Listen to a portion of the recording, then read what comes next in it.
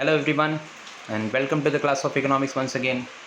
Hope you all are safe and you must be at home and you all are safe. और अगर safe नहीं हो तो as I told you in the previous lecture safe रहना चाहिए आपने.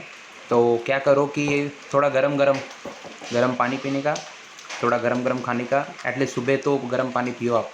मैं रोज़ पीता हूँ तो अच्छा है मेरे लिए, आपके लिए भी होगा. एनीवेज, आज हमारा टॉपिक जो है importance of elasticity of demand है.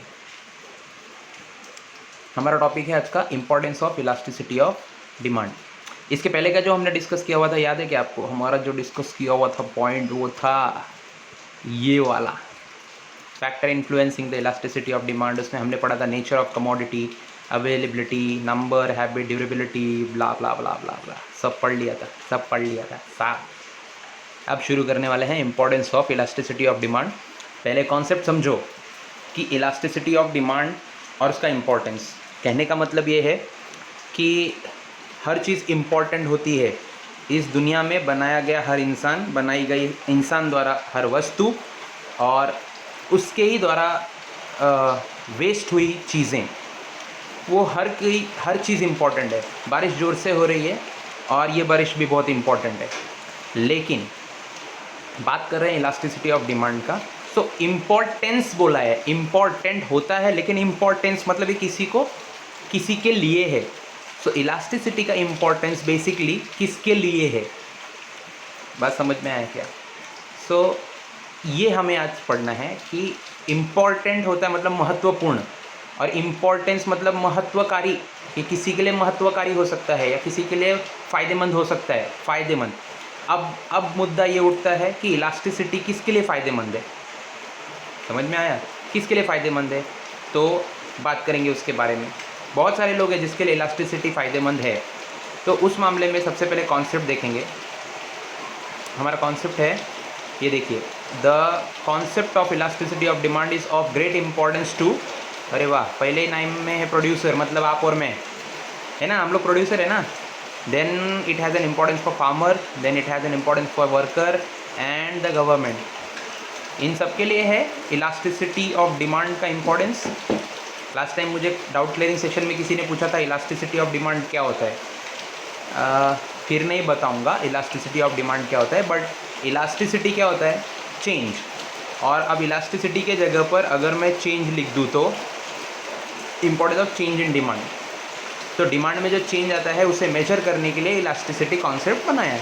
समझा अभी? तो फिर बैक टू द पॉइंट कि elasticity of demand is great importance for producer, farmer, worker and the government. Lord Keynes मालूम है ना? लॉर्ड कीन्स कौन है? He is the person. इसका नाम है Lord J.M. Keynes. John mannered, MEYNARD, John mannered Keynes, जिसने मैक्रो डेवलप किया. ठीक है, वैसे एडम स्मिथ ने ही किया दोनों भी, बट मैक्रो डेवलप करने का खिताब इसको क्यों जाता है? क्योंकि in 1930 when America was in Great Depression, their earning and economy level was एकदम zero and they were going to be minus after some time. At that time, Keynes put his effort and took an initiative with other economists and apply the macro formula to solve the problems of American country. And what he did, he put an effort and take out that country from the depression. And again, recovery started. Then booming period started, और आज ये America किस तरीके का है वो हम जानते हैं. So this entire credit goes to J.M. Keynes. इसी वजह से अमेरिकन्स ने उसको लॉर्ड का नाम दिया. कोई किसी को जन्म देता है तो उसे क्या बोलते हैं? भगवान. तो भगवान उसको बनाया क्योंकि अमेरिका को एक नया जन्म दिया. जो सिचुएशन एक अंडर डेवलप कंट्री की होती है ना, वही सिचुएशन अमेरिका की थी 1930 में. गूगल करो, आपको मालूम पड़ेगा क्या सिचुएशन था वहाँ पे. आज $1 का मतलब 70 रुपीज़ होता है हमारे इंडिया का, लेकिन उस वक्त 7 रुपीज़ भी नहीं था. ऐसा सिचुएशन था. नोबडी वाज एक्सपेक्टिंग कि क्या हो सकता है, लेकिन उस वक्त J.M. कीन्स ने मैक्रो मेथड अप्लाई करके अमेरिका को डिप्रेशन से बाहर लाया। एस वाई बी कॉम में पढ़ेंगे आप, एफ वाई या S Y B com? S Y B com में है वो, एस वाई बी कॉम में, एस वाई बी कॉम पक्का, एस वाई बी कॉम मैंने लास्ट ईयर सिखाया, मुझे याद है। तो एस वाई बी कॉम में है ये, और इसकी वजह से ही वहाँ के लोगों ने उसको लॉर्ड नाम दिया। देखो बारिश बहुत जोर से हो रही है। एनीवेज बरसात को छोड़िए। So Lord James Keynes considered this concept to be the most important contribution of Alfred Marshall. Keynes बोलते हैं कि दिस इलास्टिसिटी ऑफ डिमांड, ये जो कॉन्सेप्ट है, ये अल्फ्रेड मार्शल के द्वारा दिया हुआ सबसे इम्पॉर्टेंट कॉन्सेप्ट है माइक्रो में। अब है आगे लिखा है सिग्निफिकेंस। सिग्निफिकेंस मतलब होता है important role of the concept becomes clear from the following applications. James Keynes बोलते हैं कि अल्फ्रेड मार्शल के द्वारा दिया गया इलास्टिसिटी जो टर्म है ये बहुत इम्पॉर्टेंट है, और इसका रोल आपको नीचे दिए गए पॉइंट से समझ में आएगा। आगे बढ़ते हैं। पहला पॉइंट ये आपके कंप्यूटर स्क्रीन पर ये रहा, इम्पोर्टेंस टू प्रोड्यूसर। इलास्टिसिटी पढ़ना प्रोड्यूसर के लिए इम्पोर्टेंट क्यों है? उसका आंसर है every producer has to decide the price of his product at which he has to sell it. हर प्रोड्यूसर को अपने कमोडिटी का प्राइस डिसाइड करना पड़ता है कि वो किस प्राइस में अपनी कमोडिटी को मार्केट में उतारे। उतारे का मतलब सीढ़ी से नहीं उतारे, बेचे। For this purpose elasticity of demand becomes important. तो प्रोड्यूसर को अपनी कमोडिटी का प्राइस डिसाइड करने के लिए इलास्टिसिटी इम्पॉर्टेंट है। समझ में आया? If the demand for a product is relatively inelastic, क्या समझा आपको? उसकी एक कमोडिटी है, प्रोड्यूसर आप भी है, मैं भी है, हम दोनों की कमोडिटी, आपकी छोड़ो, मेरी कमोडिटी का डिमांड अगर रिलेटिवली इनइलास्टिक है तो मैं क्या करेगा, मैं will fix up a higher price and vice versa. Vice versa का मतलब अगर रिलेटिवली इलास्टिक है तो मैं मेरा प्राइस कम रखेगा, रिलेटिवली इनइलास्टिक है तो मैं हमेशा मेरा प्राइस हाई रखेगा। क्योंकि इनइलास्टिक कमोडिटी है ना, जिसका डिमांड पब्लिक करेगी, उसको इग्नोर नहीं कर सकती, कल के लिए नहीं छोड़ सकती, तो उसका प्राइस में कैसा रखेगा? Always higher. तो ये किससे समझा मेरे को? Relatively elastic, relatively inelastic, perfectly elastic, perfectly elastic, ये किससे समझा? ये कॉन्सेप्ट मुझे समझा इलास्टिसिटी पढ़ने के बाद। समझ में आया? और मैं कौन हूँ? मैं हूँ प्रोड्यूसर। और मैं जब प्रोड्यूसर हूँ और मैंने जब एक बार पढ़ लिया कि मेरी कमोडिटी पहचान में आ गई मुझे कि मेरी कमोडिटी रिलेटिवली इनइलास्टिक है, तो मेरे को दिमाग में क्लिक हो गया ना कि मैं मेरा प्राइस हमेशा हाई रखूँगा। समझो मैं पैरासीटामोल बनाता हूँ, जो पैरासीटामोल बुखार में काम आती है लोगों के, तो बुखार इस समय में बुखार किसी को हो गया मतलब वो तो गया, आधा मर जाता है उधर ही। तो मेरी पैरासीटामोल की दवा की कीमत समझो 5 रुपये है, मैं उसको डायरेक्ट 10 रुपये कर देगा, डबल।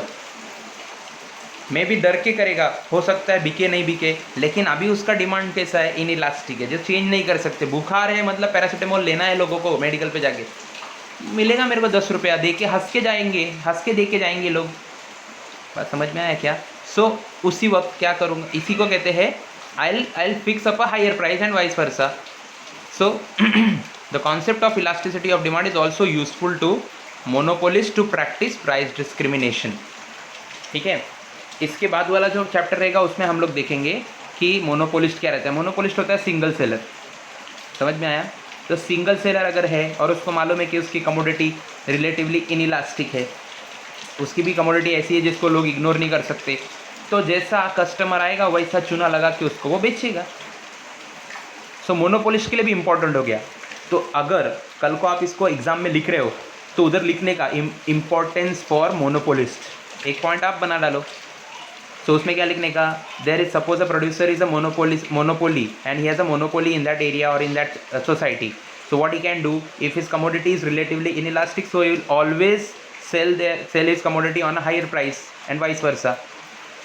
सिंपल सिंपल सिंपल, समझा आपको? इतना बड़ा पॉइंट था ना, लेकिन कितना छोटा सा बात था उसमें। Coming to the next, importance to the government. अब गवर्नमेंट के लिए इम्पोर्टेंट है क्या, है ना, taxation policy of the government is based on concept of elasticity of demand. अभी गवर्नमेंट के लिए भी वही बात है, गवर्नमेंट को भी पता चल गया दोज कमोडिटीज़, यहाँ से पढ़ो, ये देखो यहाँ से, those commodities which whose demand is relatively inelastic will be taxes more because it will not affect their demand much and vice versa. इसका ना एक छोटा सा एग्जाम्पल है मेरे पास, किसी को बोलो मत। अभी लॉकडाउन ओपन हुआ था ना ताज़ा, तो उसमें ना गवर्नमेंट ने, उद्धव ठाकरे ने बोला महाराष्ट्र में एक XYZ डेट से दारू बिकेगा। मैंने इतना लाइन कभी नहीं देखा था दारू के लिए, और उसके ऊपर टैक्स ज़्यादा लगाया था। मालूम है दारू क्या है, आपको तो मालूम है, और पीने वालों के लिए क्या है, इनइलास्टिक। तो उसके ऊपर वो 180 का क्वार्टर 280 में बेचेगा ना, मैंने देखा है लोगों को 300 रुपये देते हुए। समझ में आया क्या? सो गवर्नमेंट को भी मालूम है ना कि टैक्सेशन पॉलिसी गवर्नमेंट के हाथ में, और गवर्नमेंट ने अगर इलास्टिसिटी के पाँचों पॉइंट और तीनों टाइप पढ़ लिए, अब पढ़ लिए तो उसको पता चल गया कि इलास्टिक और इनइलास्टिक चीज़ें क्या होती है। अब उसको मालूम है कि दारू इनइलास्टिक कमोडिटी है, पीने वाला दूध नहीं पिएगा लाइफ में, लेकिन दारू पिएगा एक बार ज़रूर। समझ में आया? तो भाई गवर्नमेंट डायरेक्ट टैक्स बढ़ा देगी और उसका फ़ायदा हो जाएगा। गवर्नमेंट भी तो एक प्रोड्यूसर है ना, पॉलिसीज़ वही बनाती है। समझ में आया? तो वो पॉलिसीज़ की प्रोड्यूसर है। Simple, very simple. सो ये बातें हैं। सो जो रिलेटिवली इनइलास्टिक कमोडिटी है विल बी टैक्स्ड मोर, उसका टैक्स ज़्यादा कर देंगे because it will not affect their demand. लोगों के लिए ज़रूरी है, दारू पीना ज़रूरी है, मैं नहीं बोलता ज़रूरी है, लेकिन जो पीते हैं उनके लिए। मेरे पड़ोस में है एक, हफ्ते में 3 दिन पीता है, 4 दिन पीता है। समझ में आए? अब उसको मैं बोलूँ कि कल से 50 रुपये ज़्यादा होने वाला है, तो बोलता है क्या फ़र्क पड़ता है। उसका मुँह ही देख के समझ में आता है कि इसको और 150 रुपये टैक्स लगाना मांगता है गवर्नमेंट ने, लेकिन वो फिर भी लेगा। So this is the importance of elasticity for government. Point number 3 says importance in factor pricing. The concept of elasticity of demand is useful in determination of factor pricing. Determination of factor pricing, पहली बात तो determination का मतलब होता है fixation, fix करना। अब किसका फिक्स करना है, किसका प्राइस फिक्स करना है? फैक्टर्स का। कौन सा फैक्टर्स? फैक्टर ऑफ प्रोडक्शन का। कितने फैक्टर है प्रोडक्शन में? 4 फैक्टर लगते हैं। पहला कौन सा है? पहला है सर लैंड, दूसरा कौन सा है? लेबर, तीसरा कौन सा है? एंटरप्रेनर, बिजनेसमैन, और चौथा कौन सा है? कैपिटल। चौथा कौन सा है? कैपिटल। चौथा है कैपिटल।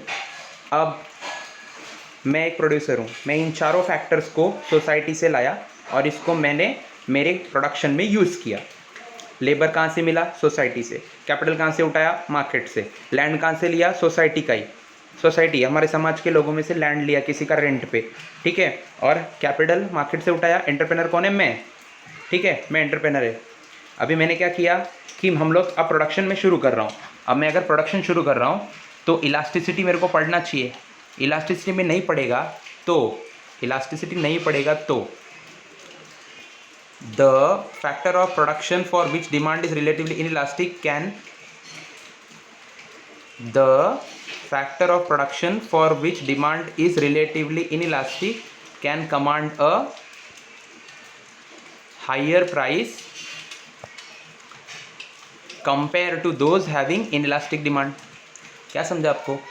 मैं प्रोड्यूसर है और मैं एक ऐसी कमोडिटी बना रहा है जिसकी मार्केट में डिमांड इनइलास्टिक है। समझ में आया? तो उसका क्या होगा?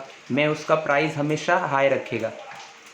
तो उसके हिसाब से क्या होगा कि मैं मेरे लैंड को रेंट भी निकाल सकता हूँ और कितना देना चाहिए मेरे को मालूम है। मैं कैपिटल पे इंटरेस्ट कितना दे सकता हूँ मुझे मालूम है। मैं लेबर को वेजेस कितना दे सकता हूँ मुझे मालूम है। और मेरा प्रॉफिट कितना होगा मुझे ये भी मालूम है। क्यों? क्योंकि मुझे ये पता है, क्योंकि मैंने इलास्टिसिटी से ये पढ़ा कि मेरी कमोडिटी रिलेटिवली इलास्टिक है या रिलेटिवली इनइलास्टिक है। समझ में आया? ये एक पावर पंच मुद्दा है। क्या? कि मेरे को पता है, आपको पता होना चाहिए आपकी कमोडिटी किस तरीके की है। आपको जैसे पता चल जाएगा, आप सबका रेट डिसाइड कर सकते हो चारों फैक्टर्स का। और एग्जाम्पल लिखा है, worker can ask for higher wages if the demand for product produce by them is relatively inelastic. अभी देखो इसमें क्या है, अभी क्या है कि कोई लेबर को मालूम है, लेबर अनपढ़ होते हैं, लेबर कंट्री साइड से आते हैं, लेकिन उसमें कोई लेबर पढ़ा लिखा है और उसने बोला कि दोस्तों हम लोग जो कमोडिटी बनाते हैं मार्केट में उसका कीमत 100 रुपीज़ है और हम लोगों को यहाँ पे उसके मुकाबले में आधा पैसा भी नहीं मिलता। तो क्या करेंगे वो लोग, they will first complain to their union leader, then union leader go to supervisor and then supervisor will go to the higher management. और उनसे उसका डिमांड क्या होगा कि आप लोग हमारी कमोडिटीज़ बनाई हुई मार्केट में जो डालते हैं उसका पैसा ज़्यादा है और हम लोगों को वेजेस कम मिलता है। अब एक बार उनको ये बात पता चल गई कि हम प्रॉफिट ज़्यादा कमा रहे हैं ना कि हमारे लेबर, और ऊपर से सेफ्टी भी नहीं दे रहे हम, तो क्या करेंगे वो लोग, तो वो लोग मेरे से हायर वेजेस का डिमांड करेंगे। समझ में आया? सो ये बातें हैं, ये एग्जाम्पल है उसका। थोड़ा डिस्टर्बेंस है, सॉरी है उसके लिए। फोर्थ पॉइंट है इम्पॉर्टेंस इन फॉरेन ट्रेड। और फॉरेन ट्रेड में भी इलास्टिसिटी का इंपॉर्टेंस है। देखो अगर आपने और मैंने इलास्टिसिटी पढ़ा है और अगर हम फॉरेन ट्रेड कर रहे हैं तो उसमें भी इम्पॉर्टेंस है, उसका भी इम्पॉर्टेंस है, उसमें भी हम इलास्टिसिटी का हेल्प ले सकते हैं फॉरेन ट्रेड में। कैसे, मैं दिखाता हूँ आपको। The concept of elasticity of demand is useful to determine terms and conditions in foreign trade. मतलब ये मच्छर भी काट रहा है। So the demand is useful to determine terms and conditions in foreign trade. So elasticity of demand क्या करता है, फॉरेन ट्रेड में टर्म्स एंड कंडीशंस सेट करने में हेल्प करता है। अभी ये प्रश्न है कि उनके लिए या मेरे लिए, किसके लिए सेट करके देता है, तो आगे पढ़ेंगे। दिल्ली दूर कहाँ है? The countries exporting commodities for which demand is relatively inelastic can raise their prices. Very nice. अरे ये भी वही लिखा है, इलास्टिक इनइलास्टिक इलास्टिक इनइलास्टिक में ही खेल रहे हैं लोग। मतलब क्या है, country exporting commodities for which demand is relatively inelastic can raise their price.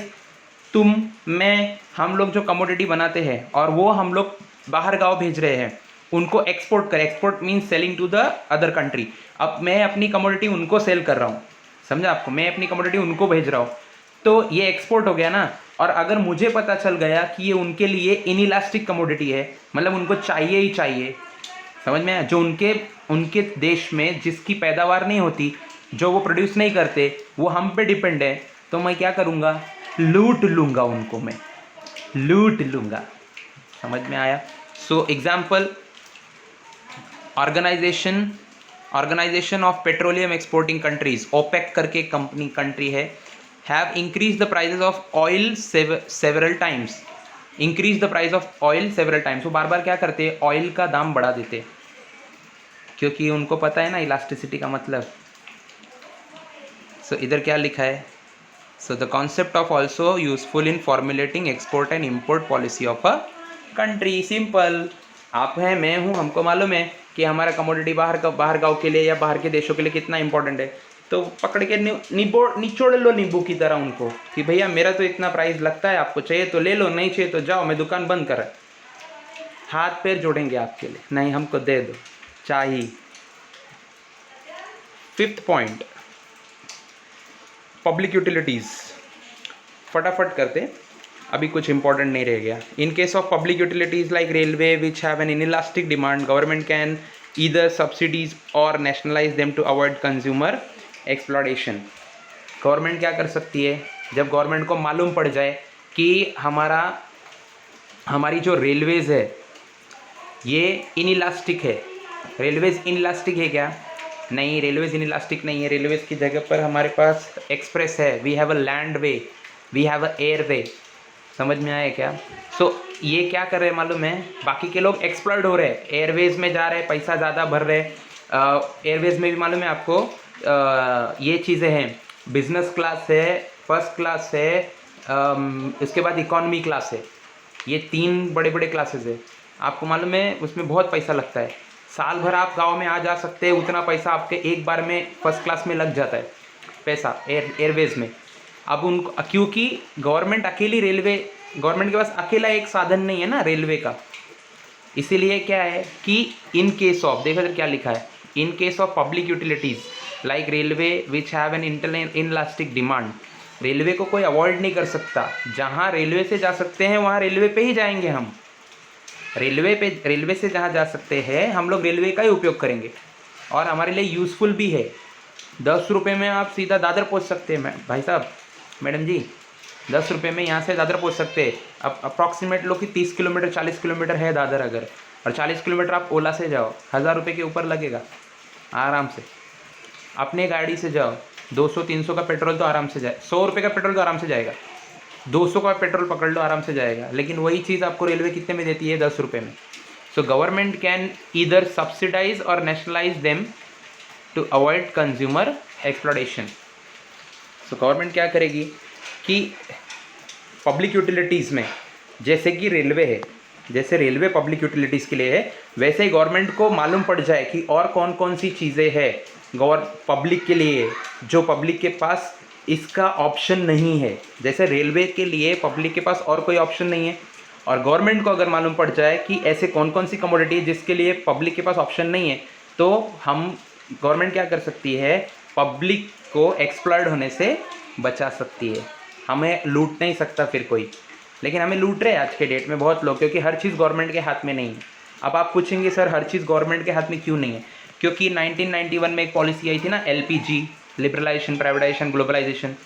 So privatisation जब से कंपनी आई, जब से प्राइवेटाइजेशन बढ़ा ना, ग्लोबलाइजेशन बढ़ा, गवर्नमेंट बहुत कम होल्ड रखती है अभी सब पे। गवर्नमेंट के पास बहुत ही कम चीज़ें रह गई है, ओनरशिप बहुत कम चीज़ों की लेती है गवर्नमेंट। अभी सब प्राइवेटाइजेशन कर दिया है, तो प्राइवेट चीज़ों में क्या होता है? पब्लिक लूट जाती है।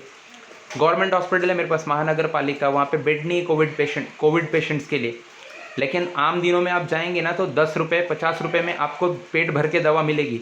और वही 50 रुपये में ना आप प्राइवेट हॉस्पिटल में जाओ तो 50 रुपये में तो हैंड ग्लव्स लगा के भी डॉक्टर आपको टच नहीं करेगा।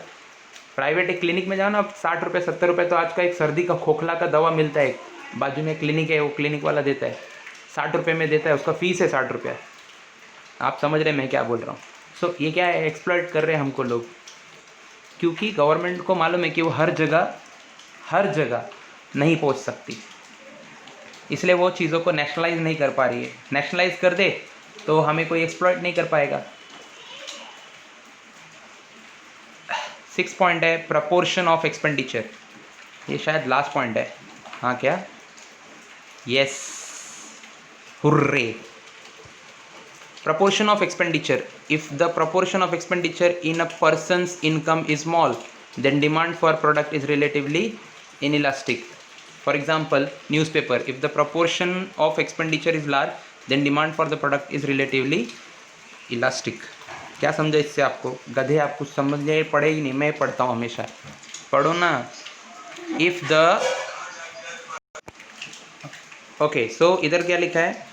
If the proportion of expenditure in a person's income is small, proportion of expenditure in a person's income is small. एक मिनट फिर से पढ़ो। If the proportion of expenditure in a person's income is small, मतलब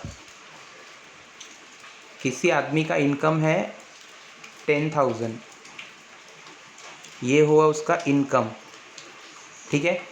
If the proportion of expenditure in a person's income is small, मतलब अगर वो इस 10,000 के प्रोपोर्शन में, समझो उसका इनकम है 2,000 रुपया, दिस इज एक्सपेंडिचर, समझा आपको? 10,000 इनकम है और उस 10,000 के प्रोपोर्शन में उसका 2,000 एक्सपेंडिचर है। देन डिमांड फॉर, देखो यहाँ से फिर, then demand for the product is relatively inelastic.